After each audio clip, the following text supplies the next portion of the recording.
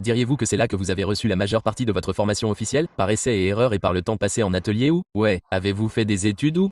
Donc, je ne suis pas comme le type traditionnel qui savait ce qu'il allait faire dès la sortie du lycée et qui est allé à l'université pendant des années, et puis tout est venu par essai et erreur. Donc, j'ai grandi dans une petite ville à travailler sur des trucs. Tout ce qu'on cassait, on le réparait. On cassait tout ce qu'on faisait fonctionner. C'est là qu'on a appris. J'ai longtemps conduit du fer jaune, j'ai conduit des concasseurs de roches et j'ai travaillé sur les deux. Si on les cassait, on les réparait. J'en suis arrivé à aimer travailler dessus plus que les faire fonctionner, et j'ai fait la transition vers le simple fait de travailler dessus.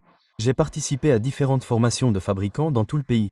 Chaque fois que j'ai l'occasion d'y aller, je la saisis. La connaissance est le pouvoir dans ce secteur. Les questions. Je pose beaucoup de questions. Ouais, qui connaissez-vous? Je veux dire, ce vieux garçon nous a dit une fois que nous ne valions que grâce à nos contacts et à notre numéro de téléphone. J'étais un gamin punk et je me disais, Tu penses tout savoir? Et il n'a pas tort. Et j'ai des gens qui m'appellent tout le temps.